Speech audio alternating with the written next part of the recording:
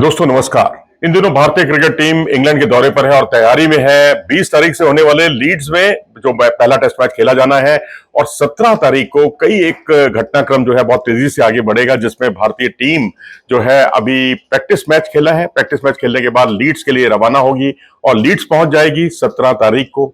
इसी दिन गौतम गंभीर जो है दिल्ली से पहुंचेंगे लीड्स, सीधा लीड्स पे पहुंचेंगे और टीम के साथ जुड़ जाएंगे। और तीसरी बड़ी खबर यह कि इंडिया ए की टीम जो है वो स्वदेश रवाना हो जाएगी। लेकिन इसमें एक जो छटकर खबर आ रही है, बड़ी खबर आ रही है, वो ये कि उस टीम का एक खिलाड़ी जो है उसको रोक लिया गया है और वो खिलाड़ी है हर्षित राणा।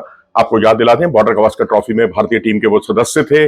भारतीय टीम के लिए कई मैच भी उन्होंने खेले, लेकिन अब भारतीय टीम के लिए उनका चयन नहीं हुआ था इंग्लैंड दौरे के लिए, इसलिए वो इंडिया ए की तरफ से खेलने के लिए आए। अब इसके पीछे कारण क्या है? दो कारण समझे जा रहे हैं। पहला कारण तो ये कि भारतीय बल्लेबाजों को वहां अच्छी खासा अभ्यास कराने के लिए उनकी भूमिका बहुत ही महत्वपूर्ण हो सकती है।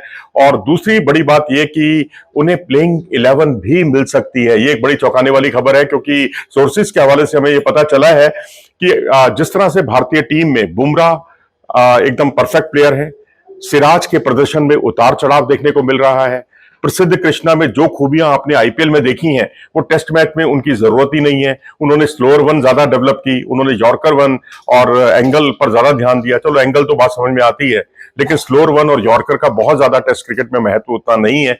लेकिन अब ऐसी स्थिति में अर्शदीप सिंह जो है भारतीय टीम के जो स्विंग बॉलर हैं, जो जेन्युइन स्विंग करते हैं, दोनों और मूव कराते हैं, वो उपयोगी साबित हो सकते हैं। तो ऐसी स्थिति में बुमराह और अर्शदीप के साथ तीसरा तेज गेंदबाज कौन होगा? क्योंकि सिराज उस तरह से अपनी करंट फॉर्म को बरकरार नहीं रख पा रहे हैं, उतार चढ़ाव उनमें देखने को मिल रहा है। ऐसा ही बॉर्डर गावस्कर ट्रॉफी में भी देखने को मिला। तो ऐसी स्थिति में हर्षित राणा, उनके अंदर दोनों खूबियां हैं, यानी अर्शदीप वाली खूबी भी है और प्रसिद्ध कृष्णा वाली खूबी भी है। यानी वो गेंद को स्विंग भी करा सकते हैं और स्विंग कराने के साथ साथ हिट द डेक गेंदबाजी भी कर सकते हैं। तो अगर ये दोनों खूबियां अगर एक प्लेयर में मिलती हैं तो जाहिर सी बात है कि भारतीय टीम के लिए मुश्किल थोड़ी आसान हो जाएगी। और ऐसी स्थिति में एक भारत के पास चॉइस रहे, अतिरिक्त चॉइस रहे, इसको ध्यान में रखते हुए हर्षित राणा को यहां रोका गया है।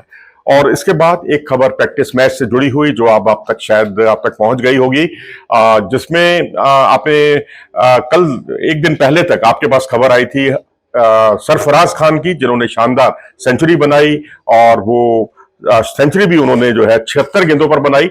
और उसके बाद अब एक और सेंचुरी भारत की तरफ से देखने को मिली, जो शार्दुल ठाकुर की तरफ से देखने को मिली है। और एक ऑलराउंडर के तौर पर उन्होंने अपनी उपयोगिता साबित की। और सबसे बड़ी बात यह है कि उन्होंने जो सबसे ज्यादा बाउंड्री और सबसे ज्यादा रन बनाए हैं वो भी नीतीश रेड्डी के सामने ही बनाए हैं, क्योंकि नीतीश रेड्डी के साथ ही उनका कंपटीशन भी है और उन पर उन्होंने कई चौके छक्के लगाए और काफी आक्रामक खेले और अंत तक नॉट आउट रहे।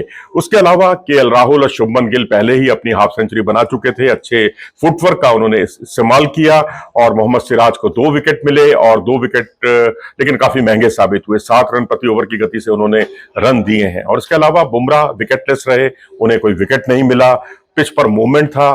तो इसलिए बल्लेबाजों ने जो कुछ किया उसका महत्व है, क्योंकि पिच पर मूवमेंट था। और ये इंग्लैंड लॉयंस के खिलाफ बनाए हुए रनों से ज्यादा महत्वपूर्ण है, क्योंकि इंग्लैंड लॉयंस में कोई जो पहला मैच हुआ था इंग्लैंड लॉयंस के खिलाफ भारतीय टीम का, उसमें ज्यादातर खिलाड़ी जो है बहुत ही युवा थे और उनके पास कोई तजुर्बा अंतर्राष्ट्रीय क्रिकेट का भी नहीं था। लेकिन दूसरे मैच में जरूर क्रिस वोक्स सहित और जॉन टंग जो है 2 प्लेयर जो इंग्लैंड टीम में चुने गए हैं और दोनों उसमें खेले थे। और इस प्रैक्टिस मैच में क्योंकि भारतीय टीम के कई खिलाड़ी, चाहे नीतीश रेड्डी हो, चाहे शार्दुल ठाकुर हो या हर्षित राणा हो इंडिया ए से, या अन्य खिलाड़ी हो, उनके पास बेहतर तजुर्बा रहा है, अनुभव रहा है और हिट द डेक भी बॉलिंग करते रहे हैं। उन्होंने स्विंग भी की, मूवमेंट भी उनको मिला और सिराज और बुमराह का सामना करने का मौका मिला खिलाड़ियों को। तो इससे ज्यादा अच्छी प्रैक्टिस और कोई नहीं हो सकती। तो बीच में एक खबर यह भी आई थी कि वीवीएस लक्ष्मण को वहां रोका गया है गौतम गंभीर की रिप्लेसमेंट के तौर पर, लेकिन ऐसा नहीं है। वहां जो खबर आई है जिसकी हम पुष्टि करते हैं वो ये है कि वीवीएस लक्ष्मण वहां किसी काम से गए थे और वहां पर वो लंदन पहुंच गए और लंदन के बाद उनको रोका गया, कहा गया उनको कि भाई आप भी जरा टीम के साथ देख लें। तो क्योंकि गौतम गंभीर वहां मौजूद नहीं है तो दोस्टे को यह जिम्मेदारी सौंपी गई थी, जो टीम के असिस्टेंट कोच हैं।